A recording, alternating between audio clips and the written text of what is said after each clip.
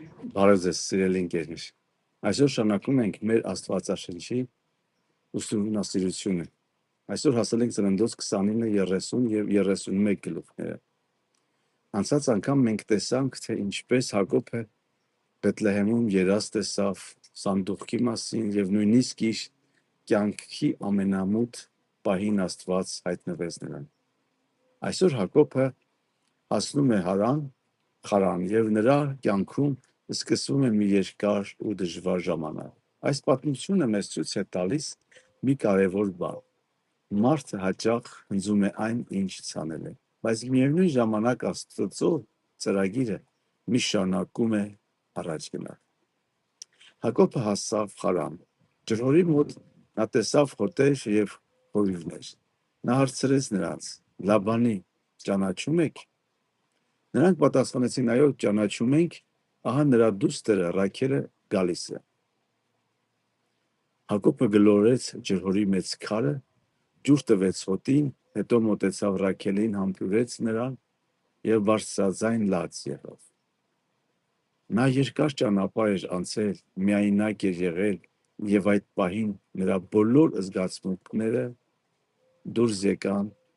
արցունքներով։ Լաբանը ընդունեց Հակոբին իր տանը։ Հակոբը սիրեց Ռաքելին եւ ասաց, որ պատրաստ է 7 տարի աշխատել, որպեսզի նրան գնության տաս ինձ։ Աստվածաշնչում մի շատ գեղեցիկ խոսք կա։ Այդ 7 տարիները Հակոբի համար կարծես մի քանի օր լինեին, որովհետև նա սիրում էր Ռաքելին։ Սերը երբեմն այնպես է անում, որ ժամանակը շատ արագ է անցնում։ Բայց Լաբանը խաբեց Հակոբին։ Հարսանիքի գիշերը նա Ռաքելին փոխարեն ներս ուղարկեց իր մեծ աղջկան Լիային։ Առավոտյան Հակոբ հարթնացավ եւ տեսավ, որ իր կողքին Լիան է, ոչ թե Ռաքելը։ Նա զարմացած ասաց. Ինչու խաբեցիր ինձ։ Սա հետաքրքիր պահ է։ Հակոբը, ով մի ժամանակ խաբել էր իր հորը եւ եղբորը, հիմա ինքն է խաբվում։ Աստվածաշունչը ասում է. ինչ ցանի մարդը, այն էլ կհանձի։ Հակոբը ստիպված եղավ աշխատել եւս 7 տարի, որպեսզի նաեւ Ռաքելին կնության առնի։ Հետո նա աշխատեց եւս 6 տարի Լաբանի հոտերի համար։ Այսպես Հակոբը ընդամենը 20 տարի ապրեց եւ աշխատեց Խարանում։ 30-րդ գլխում կարդում ենք, թե ինչպես ծնվում են Հակոբի երեխաները։ Նա երեխաներ ունեցավ Լիայից, Ռաքելից եւ նրանց աղաղիներից։ Այս երեխաներն են դառնալու Իսրայելի 12 ցեղերի նախահայրերը։ Այս ծնունդների ընթացքում շատ ցավ, նախանձ եւ մրցակցություն կար ընտանիքում։ Բայց Աստված նույնիսկ այդ դժվարությունների մեջ գործում էր։ Վերջում ծնվեց Հովսեփը, Ռաքելի որդին, որը հետո շատ կարևոր դեր է ունենալու Աստվածաշնչի պատմության մեջ։ 31-րդ գլխում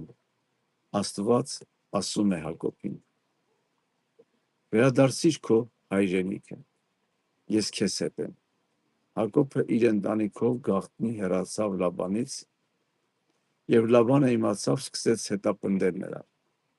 Բայց Աստված երազում ասեց Լաբանին. զգույշ եղիր, Հակոբին վատ բան չասես։ Այսպես Աստված պաշտպանեց Հակոբին։ Վերջում Հակոբն ու Լաբանը հանդիպեցին եւ ուխտ կապեցին։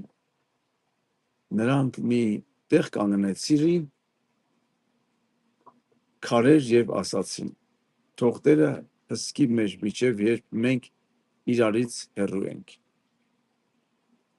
Հիմա տեսնենք, թե ինչպես է Հիսուսը երևում այս պատմության մեջ։ Հակոբը 7 տարի ծառայեց Ռաքելի համար, որովհետև սիրում էր նրան։ Նման ձևով Հիսուսը նույնպես ելավ եւ ծառայեց մեզ համար։ Նա թողեց երկնքի փառքը եւ եկավ աշխարհ մեզ բժշկելու համար։ Աստվածաշունչը ասում է, որ Քրիստոսը սիրեց իր եկեղեցին եւ իր կյանքը տվեց նրա համար։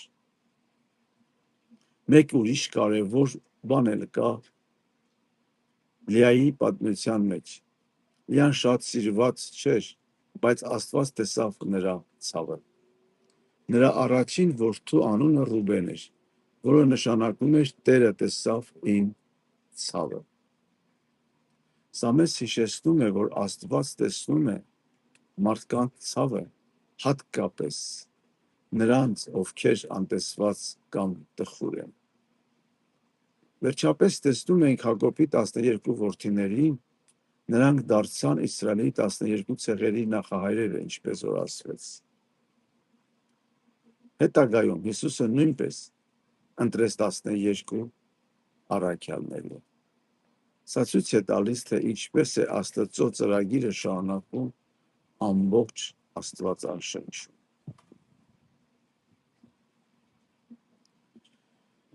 Վերջում մի հարց եմ ուզում տամսրել մեզ։ Հակոբը 20 տարի աշխատեց դժվարություններ եւ նույնիսկ խաբվեց։ Բայց այդ ամբողջ ժամանակ Աստված նրա հետ էր։ Երբ քո եւ իմ կյանքում բաները արդար են թվում, վստահում ենք մենք, որ Աստված այդ ժամանակ էլ աշխատում է մեր կյանքում։ Եթե ուզում եք, կարող եք մեկնաբանություններում գրել ձեր մտքերը։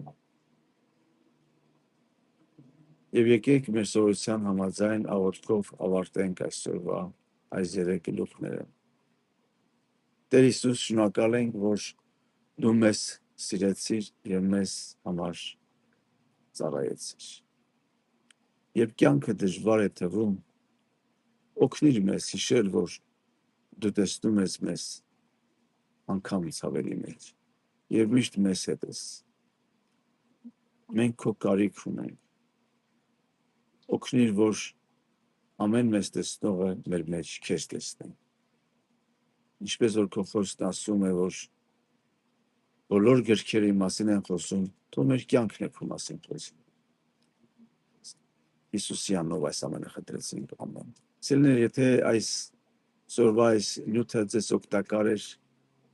եթե դերևս բաժանորդագրված չեք, կարող եք բաժանորդագրվել եւ կիսվել ձեր ընկերների հետ։ Հանդիպենք մենք մյուս գլուխներում։ Աստված օրհնի քեզ եւ քո ընտանիքին։